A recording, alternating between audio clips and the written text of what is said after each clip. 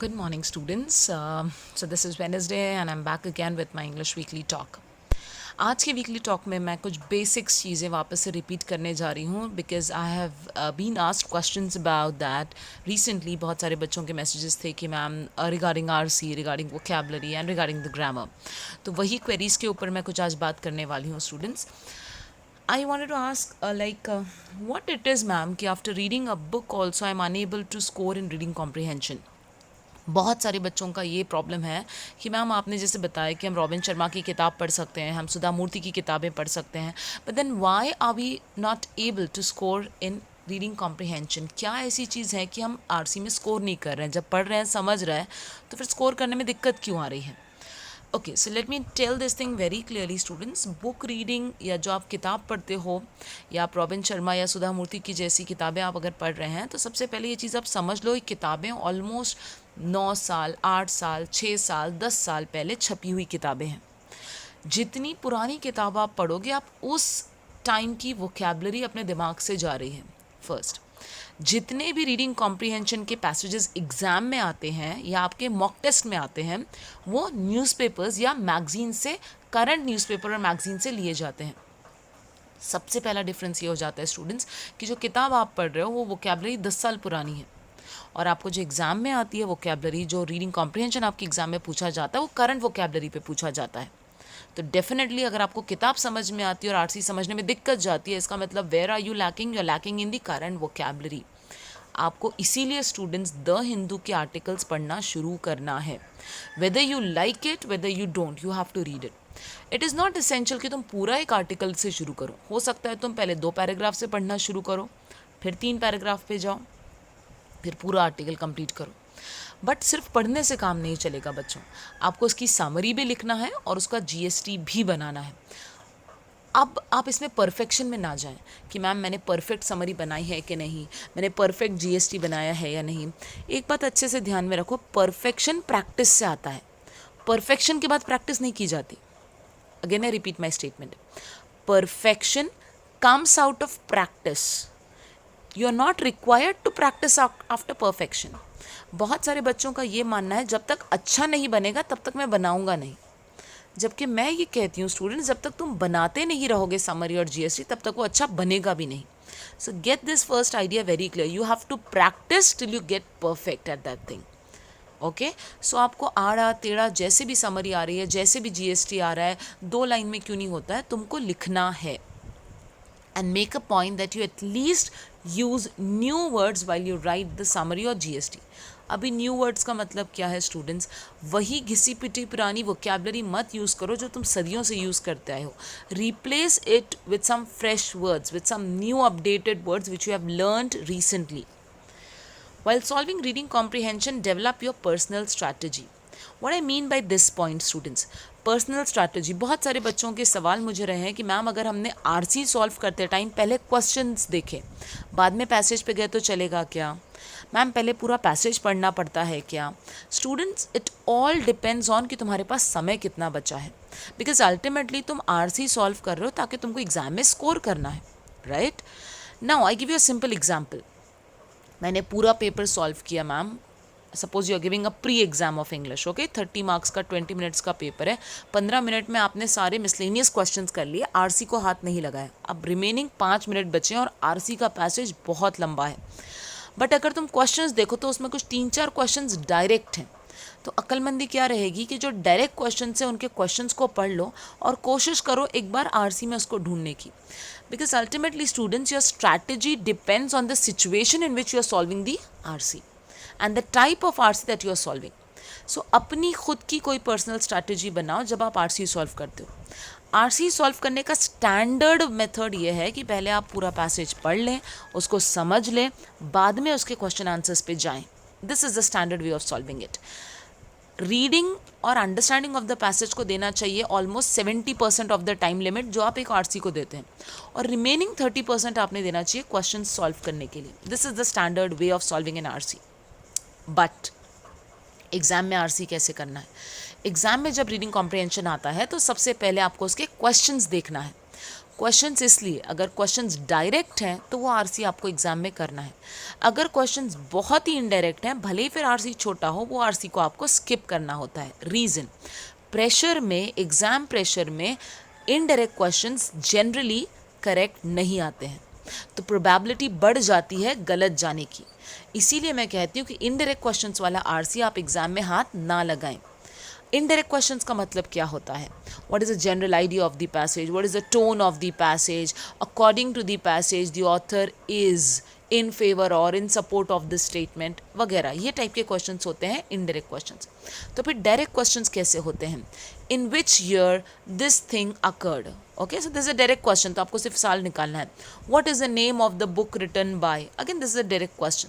So direct questions will simply fetch you more marks under pressure as compared to indirect questions. So you have to develop your own personal strategy.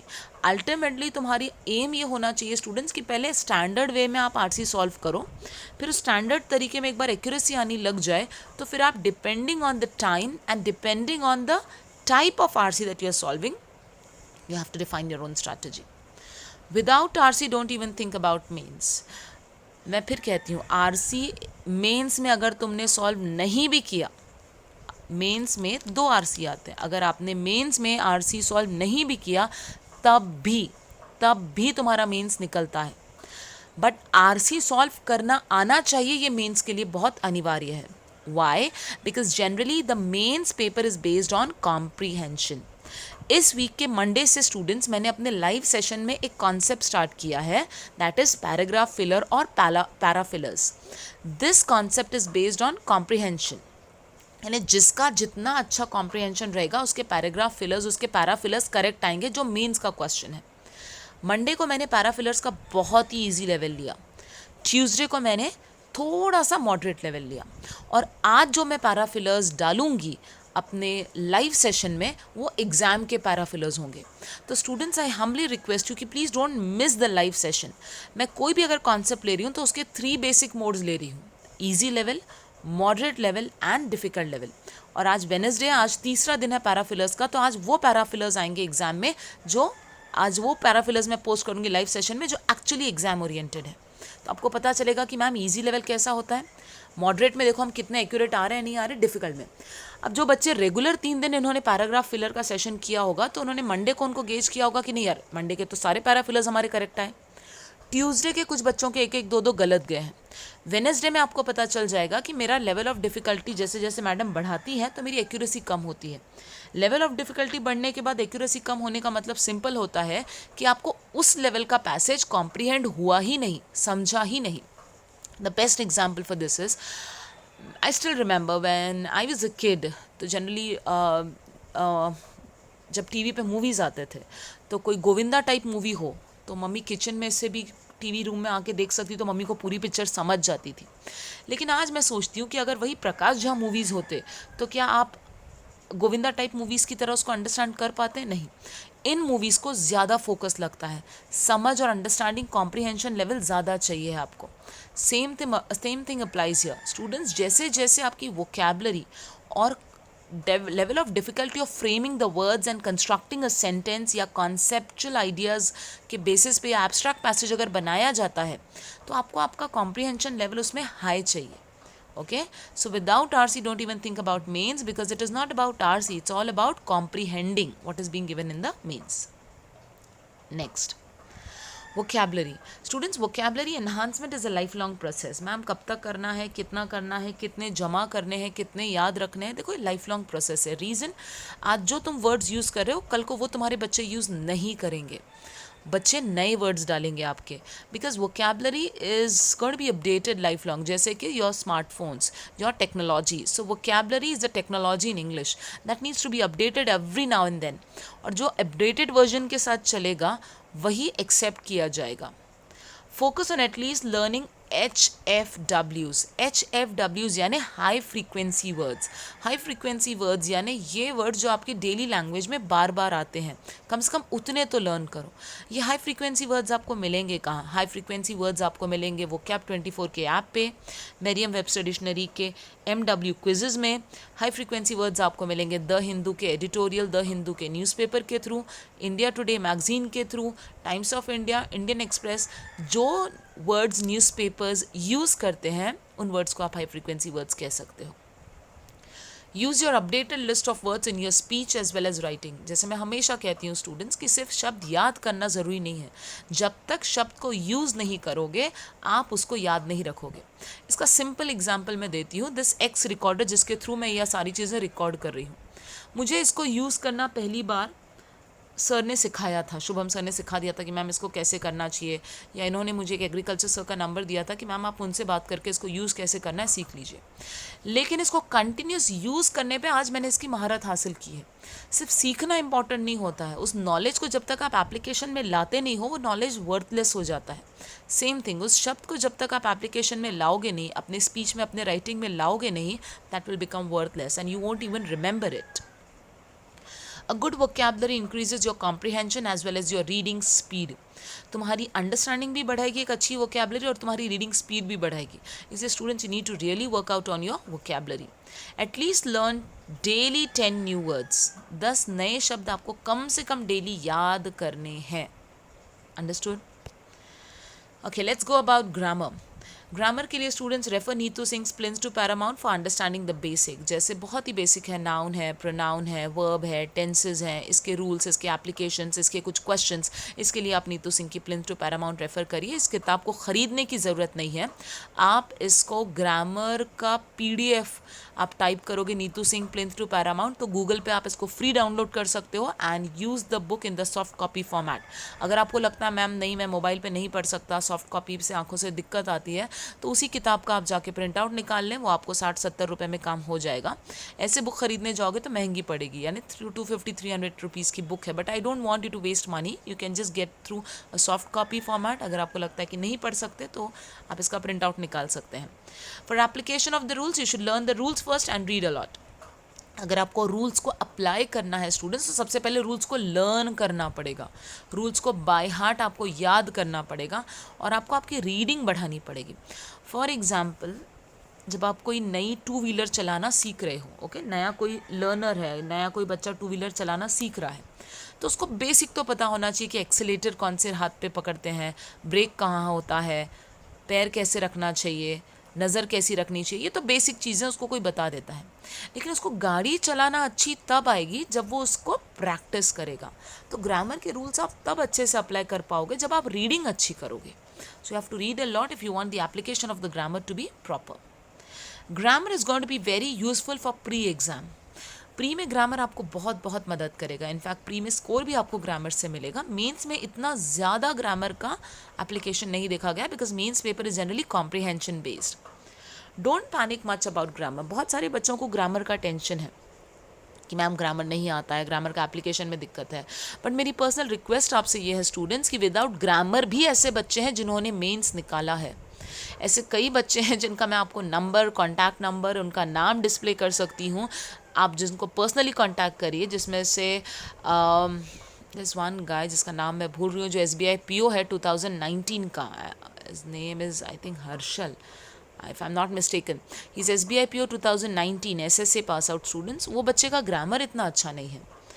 तो I can tell you so many students out there, many of our students जिनका grammar नहीं होने के बावजूद जिन्होंने SBI PO जैसे exams crack किए हैं. सो ग्रामर के बारे में इतना पैनिक मत हो. आप पैनिक अगर होना है तो आपने वोकेबलरी के बारे में होना और कॉम्प्रीहेंशन के बारे में होना है. इस वीक का टास्क क्या रहेगा स्टूडेंट्स? इस वीक का task, as you all know that this month we are celebrating Robin Sharma. Author of the month is Robin Sharma. तो इनकी 2 किताबें मैं अपने इस वीकली टॉक के साथ PDF अपलोड करूंगी जो आपको स्टार्ट करना है पढ़ना. The first is the 5 AM club. अगर आपने पढ़ ली है तो the second book which you have to go through is the leader who had no title. Okay, live session अच्छे से करना है क्योंकि अब लाइव सेशन में हो क्या रहा है स्टूडेंट्स, मैं लाइव सेशन में 7:30 to 8 o'clock एक हाफ एन आवर का टाइम देती हूँ जिसमें 28 मिनट्स में आपको 4 आर्टिकल्स कंप्लीट करने हैं विद समरी. टारगेट 4 आर्टिकल्स का रखो, 2 आर्टिकल्स हुए तब भी हिम्मत मत हारो, 2.5 पे जाओ, 2.5 हुए तो 3 पे जाओ, 3 हुए तो 3.5 करो और 4 करने की कोशिश करो। 28 मिनट्स में 4 आर्टिकल्स आपको कंप्लीट करने हैं with summary. This should be your target, try to achieve the target. Okay, after that live session के बाद स्टूडेंट्स 8 to 8:30 अराउंड 8:20 मैंने कॉम्प्रीहेंशन बेस्ड क्वेश्चंस का कॉन्सेप्ट शुरू किया है। इसमें हर वीक में 2 कॉन्सेप्ट्स में इंट्रोड्यूस करती हूँ। जैसे इस वीक में इंट्रोड्यूस किया paragraph filler, but paragraph filler के कैसे भी क्वेश्चंस मैं नहीं डाल रही हूँ रैंडम। पहले मैं जाती हूँ very easy level, easy level के ऊपर जा रहे हैं हम लोग मॉडरेट लेवल, और मॉडरेट लेवल के ऊपर जाता है हम एग्जाम ओरिएंटेड या टफ लेवल, तो जो मेंस में आता है। तो इस बार मैंने लिया पैराग्राफ फिलर, और इसी वीक में मैं कुछ और एक कॉन्सेप्ट भी लूँगी विच इज़ कॉम्प्रीहेंशन बेस्ड, यानी उस क्वेश्चन को सॉल्व करने के लिए सिर्फ कॉम्प्रीहेंशन स्किल्स ही सफिशिएंट होते हैं। तो आप लाइव सेशन, अगर आपको लगता है मैम नहीं 7:30 से 9:30 नेट का प्रॉब्लम है, घर का कोई काम है, तो कोई इशू नहीं, ये सेशन आप बाद में दिन भर में कभी भी एक बार सॉल्व करें। आपको इनिशियल में ऐसा लगेगा मंडे ट्यूसडे तो मैम बहुत इजी क्वेश्चन आती हैं, वेडनेसडे आपको पता चलेगा कि कैसे टफ क्वेश्चंस आते हैं, थर्सडे फ्राइडे तो मैम बहुत इजी क्वेश्चन आती हैं, सैटरडे आपको पता चलेगा कि एग्जाम ओरिएंटेड क्वेश्चंस क्या होते हैं। बट उस लेवल तक जाने के लिए आपको बेसिक पहले सॉल्व करना आना चाहिए। Yes, you have to give at least 1 mock test in a week, 1 mock test in a week, and you have to post the score to me personally. आपको एक मॉक टेस्ट तो भी वीक में देना है, और वो मॉक टेस्ट का स्कोर आपको पोस्ट करना है मुझे पर्सनली मेरे टेलीग्राम या व्हाट्सएप नंबर पे। Understood this? 30 मार्क्स का। अगर आपको लगता है मैम मुझे सिर्फ इंग्लिश देना है तो यू कैन गो अहेड, अगर आपको लगता है मैम नहीं मुझे पूरा देना है तो you can go ahead with that also. Live session में students once we are done with comprehension based questions we go with grammar. Specially मैंने देखा है कि ग्रामर में we are going through conjunctions and prepositions, जहाँ बहुत सारे बच्चों को कन्फ्यूजन्स है, तो प्लीज़ आप कंजंक्शन और प्रपोजिशन का सेशन मत मिस करें ग्रामर में जो स्पेशली हो रहा है। और लास्ट में होता है वोकैबलरी पार्ट, और वोकैबलरी का बेस्ट पार्ट है स्टूडेंट्स की लर्नर्स क्लब में ये जो चीज़ इंट्रोड्यूस की गई है वोकैबलरी में, that is daily in hand vocabulary जो आप यूज़ कर सकते हैं। स्पाइसेस के क्या नाम है, वेजिटेबल्स के क्या नाम है, फ्रूट्स को क्या नाम दिए जाते हैं इंग्लिश में। So this is going to be very beneficial for you, in fact even in your daily language. तो लाइव सेशन को थोड़ा आप सीरियसली करें। अगर आपने उतना ही सेशन अच्छे से कर लिया, बुक रीडिंग चालू है, मॉक टेस्ट दिया, तो मुझे नहीं लगता इसके बाद आपको कुछ और भी करने की ज़रूरत है। Okay, last but not the least, motivational part. Students, आज का जो मोटिवेशनल लेक्चर है that is all about self discipline, because self love is all about self discipline. Plato ने एक बहुत बड़ी बात कही है, the first and the best victory is to conquer self. जब तक तुम अपने आप पर काबू नहीं करते, तुम दुनिया पे काबू क्या करोगे? जब तक तुम अपने आप को जीतते नहीं, तुम दुनिया को क्या जीतोगे? अब अपने आप को जीतने का मतलब क्या होता है प्लेटो के हिसाब से? अपने आप को जीतना मतलब क्या? How do you win your self? How can you win your own self? Winning your own self is all about disciplining your own self. अपने आप को जीतना मतलब अपने आप को डिसिप्लिन में लाना है। कैसे? क्या डिसिप्लिन में लाना है? अपना खाना डिसिप्लिन में लाना है, अपना सोना उठना डिसिप्लिन में लाना है, अपने कपड़े पहनना डिसिप्लिन में लाना है। डिसिप्लिन में क्या लाना है प्लेटो के हिसाब से? डिसिप्लिन में लाना है तुम्हारे थॉट्स, डिसिप्लिन में लाना है तुम्हारे इमोशंस। तुम्हें अपने थॉट्स और अपने इमोशंस पे काबू करना है। This is self discipline. कैसे? कैसे इंसान कोई अपने थॉट्स और इमोशंस पे काबू कर सकता है? जब अगर आपने कोई टाइम टेबल बना लिया है, जैसे कि मुझे 7:30 से 9:30 इंग्लिश का सेशन करना है, तो करना है। मेरा मन कर रहा है कि यार मैथ्स पढ़ लूँ थोड़ा सा, मेरा मन कर रहा है थोड़ा सा एलआर पढ़ लूँ, मन करने के बावजूद भी वो काम नहीं करना इज सेल्फ डिसिप्लिन। मन करने के बाद भी वो काम नहीं करना, that is self discipline. Through self discipline comes freedom. Aristotle, थोड़ा सा आज फिलोसॉफिकल सेशन ले रही हूँ मैं, बिकॉज ये जो 2 बड़े फिलोसोफर्स हैं, इन्होंने दुनिया के ज़िंदगी जीने के फ़िलोसफी को बहुत ही सिंपल वर्ड्स में फ्रेम करके यहाँ पे दिया है। सेल्फ डिसिप्लिन के साथ फ्रीडम आता है। क्या बात कर रही हैं मॅम आप? सेल्फ डिसिप्लिन से तो इंसान जकड़ जाता है बंदिशों में, यावेळी हेच करायचं, त्यावेळी तेच करायचं, याच्याने फ्रीडम कसं येतो? सेल्फ डिसिप्लिन से फ्रीडम कैसे आएगा? स्टूडेंट्स, सेल्फ डिसिप्लिन से तुम्हारे डिज़ायर्स ख़त्म हो जाते हैं, तुम्हारे डिज़ायर्स को म्यूट कर देते हो आप, तो ऑफकोर्स फ्रीडम आ गया ना। जब तुम्हारा मन की बात ही नहीं रही, जब तुमको absolutely you are not listening to you what your heart is saying, that is actually what is true freedom. That is what is true freedom. For example, मुझे खाने में 1 चपाती ही खानी है, that is what is decided, that is done. अब mummy ने कितनी भी अच्छी सब्जी बनाई हो, मुझे नहीं खाना है. That is what is actually true freedom. There in you limit your desires and you limit your thoughts beyond what is being said and done by you. That is what is true freedom. और इस चीज़ को आप कब महसूस करोगे students, जब आपने actually अपने आप को एक सेल्फ डिसिप्लिन के फ्रेम में ढाल लिया है. Self discipline is like a muscle. The more you exercise it the stronger it gets. एक मसल की तरह होता है सेल्फ डिसिप्लिन. जितना ज़्यादा इसको तुम एक्सरसाइज करोगे उतनी मजबूती इसमें आती जाएगी. The golden thread of a highly meaningful and successful life is self discipline. Students, एक सक्सेसफुल और मीनिंगफुल ज़िंदगी जीने का सबसे बड़ा राज है सेल्फ डिसिप्लिन. जब तक तुम अपने थॉट्स और अपने इमोशंस और अपने लाइफस्टाइल पे काबू नहीं कर सकते, तुम अपनी ज़िंदगी पे काबू नहीं कर सकते students. So what actually makes your life is your life style. What actually makes your life style are your thoughts and your emotions, and you can only control your thoughts and emotions by your self discipline. Self discipline is about deciding what is to be done. ये अभी मुझे करना है क्योंकि ये मेरी ज़िंदगी की सबसे बड़ी ज़रूरत है. For example, this is the right time for you people to study. Focus on studying. Picture देखेंगे, नेट पे मोबाइल पे टाइम पास करेंगे, फेसबुक के वीडियोस देखेंगे, टिकटॉक वीडियोस देखेंगे, this is all nonsense. Motivational videos देखेंगे. जितना आपको डोज मोटिवेशन का देना है वो मैं और शुभम सर आपको देते हैं, उसमें आप टाइम ना डालें. आपका है कि इस समय पे मुझे पढ़ाई करनी है, चाहे मेरा मन करे तब भी करनी है, मन ना करे तब भी करनी है. अगर आप हमेशा अपने डिज़ायर्स के आगे सबमिट करोगे तो तुमको कभी सेल्फ डिसिप्लिन नहीं आएगा. सपोज सिंपल एग्जाम्पल दे रही हूँ. I am just why I give this example of health and weight reduction is because this connects with many of the people. मुझे वेट कम करना है, ठीक है. जब वेट कम करना है तो मैंने अपना डाइट चार्ट बना लिया है. अब उस डाइट चार्ट में लिख दिया कि मुझे इस समय पे इतना ही खाना है. अगर आप उस डाइट चार्ट के अगेंस्ट जाते हो, अपने डिज़ायर्स को सबमिट करते हो, इसका मतलब क्या हुआ? इसका मतलब क्या हुआ? इसका मतलब सिंपल है स्टूडेंट्स, कि आप अभी भी सेल्फ डिसिप्लिन में आए नहीं हो. और सेल्फ डिसिप्लिन को कोई एक्सक्यूज़ नहीं होती है. Remember this.